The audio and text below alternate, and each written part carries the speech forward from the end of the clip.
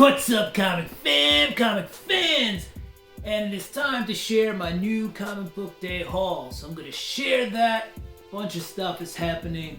I finally got my George Perez CGC up. Wasn't gonna do a show till I got it on the wall. We're gonna get into all the books. We're gonna do it right after this. Spartans! What is your profession? Welcome back. Don't forget to subscribe, hit that notification bell. Go ahead and throw yourself a thumbs up, and then go ahead and give myself a thumbs up. And comment down below. Alright, so let's get into it. It's a long week, a lot of stuff happening. Mr. George Perez passed away. Icon of the industry. Not gonna say too much. Rest in peace. Had to put this book on the wall. Alright, moving on. It's Mother's Day. So happy Mother's Day to all the moms out there. Please enjoy this day. Have a special day. Tripping over my words because I like to wish my mom a happy Mother's Day. So Mom, thank you for everything you do. Love you. Happy Mother's Day. Moving on from there. Yesterday was Free Comic Book Day. I didn't make it out to the comics shops because I was busy, but luckily one of my shops put some books on the side for me, so I'll go pick those up this week. Thank you guys. Lastly, today was pre-sale.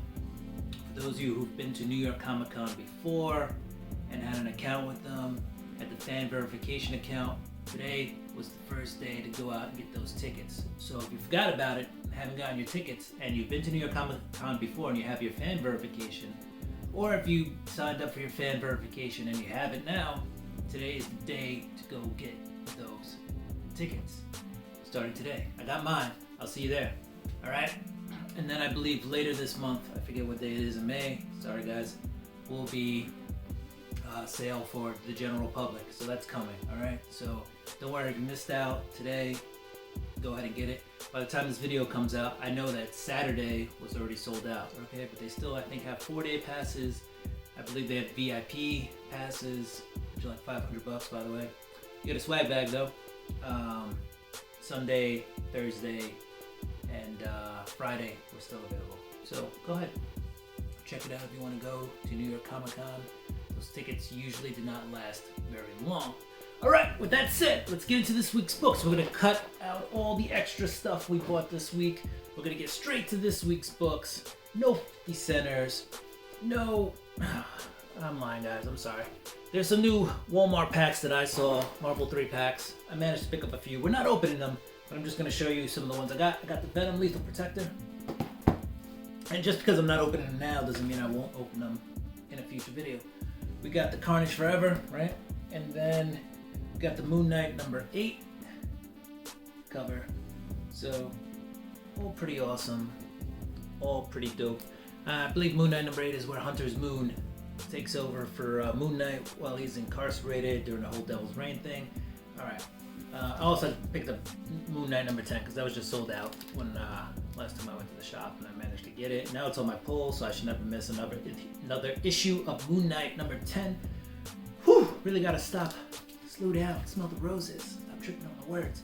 Alright, this week's books. So starting off with the indies, we're at IDW. We got Teenage Mutant Ninja Turtles. This is 128. This is supposed to be the first appearance of Venus.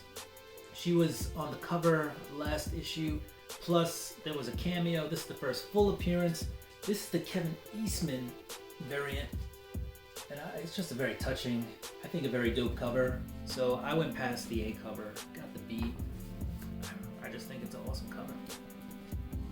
I didn't really care too much about the spec aspect. The A cover seemed, I think, was selling for a high price. But I don't know, it may have changed. This is an Eastman cover, it is dope. I got that. Alright, next up we got Once and Future. This is number 25. I really got to catch up on the reading of this because the covers have been amazing. Dan Mora kills it, and then Kieran Gillen is just a really talented writer, so I really got to catch up on that. Alright, next up we got Firepower. This is Firepower number 20.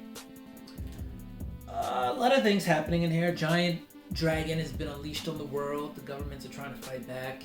Realize this dragon's OP, he's overpowered. There's a new character who made a cameo in the last, probably more than a cameo, it's probably a first appearance actually. And in this one, he's ready to go toe to toe with the the master right there. So I don't know, it's a good, I enjoy it, right?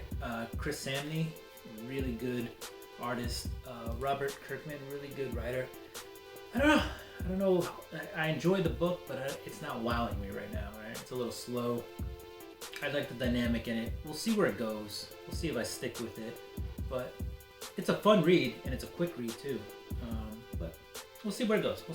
They're on issue 20. I don't know how much longer it's gonna go. I do enjoy it. Let me not say, I don't want to make it sound like I hate the book. There's just no wow factor for me right now. So it's very nicely done. Very well done. All right, Image, still there. Jeff Lemire, Little Monsters, all right, with Dustin Nguyen. Really good book. I enjoy it. You have this group of vampires that have never tasted human flesh before, and then one of them gets a little taste, and then another one gets a little taste, and things start to get a little crazy. But there's one of them that's been around the longest, and it looks like he's gonna be a protector of some of the humans. So we'll see where it goes. It has a really promising start. So Jeff Lemire's doing a really good job there with Little Monsters. Next up was probably one of the biggest hype books of the week. We got Twig #1, Scotty Young. This is the Scotty Young cover. Just cover, I believe it's B or C. There was also a 1 in 50 virgin variant of this. Did not grab that. This book, there's a lot of prints of this book out there, okay? So, I don't know. It's very hyped, but I don't know if it's worth, speccing like 20 copies of this. But maybe grab 2 or 3, tuck them away. But anyway, it's a really good story. Really, really good story. It has some elements of a kid's story in there. Depending on who reads it, it's very intelligent, I think. So the kid reads it, they may not get all the jokes and innuendos. If an adult reads it, you might get some of the innuendos. You know what I'm saying? And then at the end of it, there is death. So go ahead and pick yourself up Twig if you want a really cool, cute, but some adult element read. Really nice. All right, moving on to Marvel. We're off the indies. We got Marauders #2. I kind of didn't like Marauders #1, and I didn't like it. But I really loved Marauders when Jerry Dugan was writing it, so I said I'll give it another issue. I gave it another issue. I like it a little more, but I still don't truly love it. So maybe we'll go three issues deep. We'll see where it goes. But right now they're in Shi'ar space. They're trying to find like the first mutant ever created. For whatever reason, the secret society has been keeping that hidden from mutants and Earth and everything in general, just the galaxies in general. And when the Marauders come searching, the secret society proclaims martial law on the Empire and basically wants to wipe out the Marauders, just to keep their secret a secret. Pretty good premise, right? It's the Marauders in space. The original Marauders, well, the Jerry Dugan Marauders, they were on the ocean. I don't know. We'll see where it goes. All right. Next up, we got Star Wars, Obi-Wan. If you're a Star Wars fan, how could you not read this? All right. Good. It's really good. It's a really good first entry into it. Even though you got, middle-aged and older Obi-Wan, what you have here is like really young Obi-Wan, back at the school, the Jedi school. And it's a really cool tale of how he met somebody. I don't know if the whole comic's gonna be like this, because you start off kind of with him older and he's writing out some notes and a diary, if you will, and at the end he's kind of ending this story. We'll see. I don't know if this story he tells leads to a bigger story, or every issue is kind of gonna be like this, diary entry. We'll see. I think it's gonna just lead to a bigger story. But yeah, we get to see a young Obi-Wan, a very young Obi-Wan in this, and it's cool. It's cool to get these origin stories, kind of. All right, next up, we got Batman Beyond the White Knight. This is issue 1. This is the second printing, so I thought it was dope, so I grabbed it. And there's also a variant, 1 in 25, I believe, variant cover of that. So that's out there, that exists. Next up, we have another Batman Beyond book, but this is Neo year, okay? Okay, so you have the Sean Murphy. I was gonna say Sean Gordon Murphy, which is his full name, but I think he's just shortened it these days, the Sean Murphy. So you got the Sean Murphy verse, or the Murphy verse, and then we got Batman Beyond in the regular, I guess, future. I don't know. It's not Black Label, so I think it's part of this current timeline set in the future. But anyway, you've got Batman Beyond here. You know, Bruce is gone. Is dead, and Batman is, I think he has too much tech, right, in this book, so that the future is so tech dependent that anytime he sets off something in his suit, they kind of know his location right away. And basically he's a vigilante at this time, at this point, and vigilantes aren't welcomed, you know. Everybody basically wants a piece of him, whether it's the government or criminals, and he's kind of got to go a little low tech. You know, he runs out of his jet fuel during this comic too, so he's really gonna have to be a Batman Beyond that gets past all the technology he has and really goes grassroots, you know, ground up, and just fights with what he's been taught by Bruce, and not relying heavily on the tech. I think this is a pretty dope cover. And it's a pretty good series. I wouldn't say great, it's good. I'm gonna stick with it. There is a new appearance in here of a new, I guess you'd call him villain, but he's trying to recruit them to be an asset or a ally, if you will. And no, they're not gonna. I don't think there'll be a new Robin. It'd be really weird if this person thing amalgam became a Robin. Anyway, check it out. I won't give away much more than that. Next up, we got Flashpoint Beyond 1 of 6. That is another dope cover. We're just going Batman, Batman, Batman. That's DC, or maybe it's just my Batman poll for the week. Alright, but anyway, we got Batman Beyond. And the Flashpoint universe is kind of coming back. Thomas Wayne is here, and he's gone Punisher mode, Berserker mode. I don't know which one to call it, but he's willing to do whatever it takes to get Bruce to be the Batman who lives in his universe, to not be the main universe, or the universe that's alive right now. And he doesn't understand why. He thought he solved everything. He goes to bring Barry back, but Barry's not the Flash, so he tries to get Barry to be the Flash. This is in issue 1, and Barry gets assassinated before he can do the process that makes Barry Allen into the Flash. So there is no Barry Allen anymore in this universe. But yeah, Batman goes guns blazing to face off against Aquaman, gets Wonder Woman, saves Wonder Woman. Wonder Woman wants to totally destroy the world, bring them down to their knees, crush them.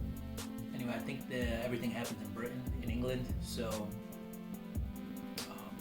Wonder Woman's people had overtaken England, made it their own, and then Aquaman comes in, not to save the day really, but just to have war against the humans and Themyscira, the Amazons. Anyway, to make a long story short, this is a badass Batman. He's killing people. He's pitting superhero against superhero.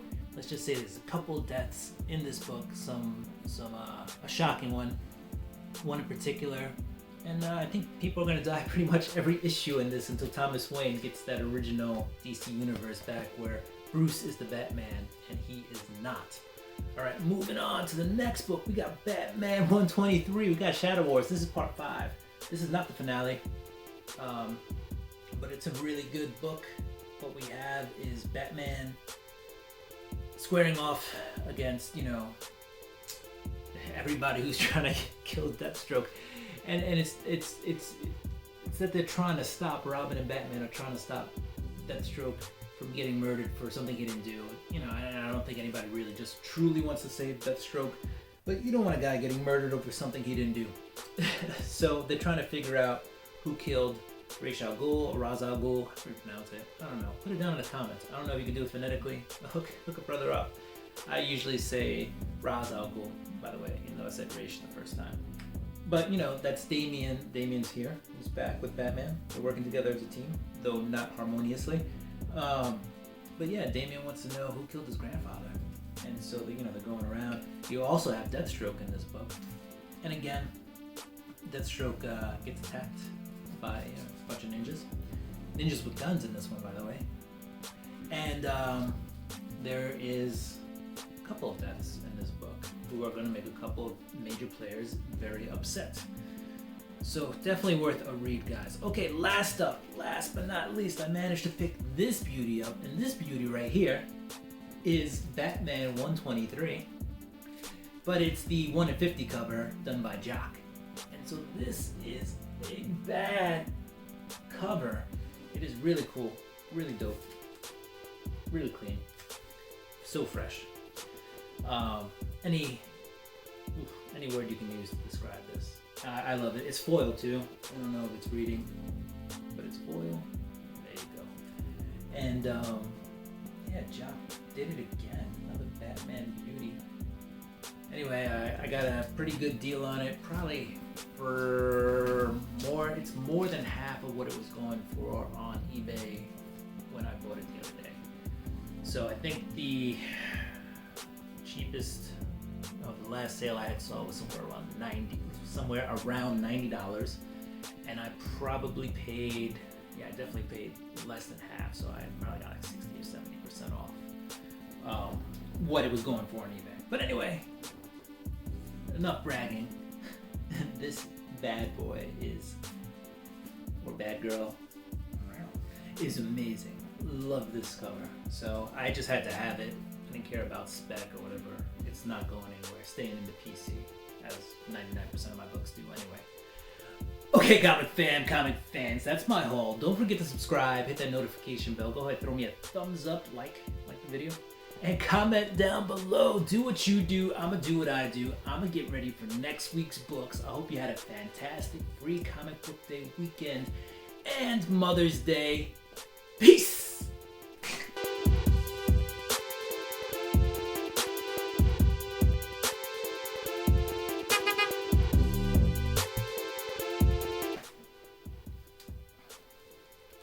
Did you see my book?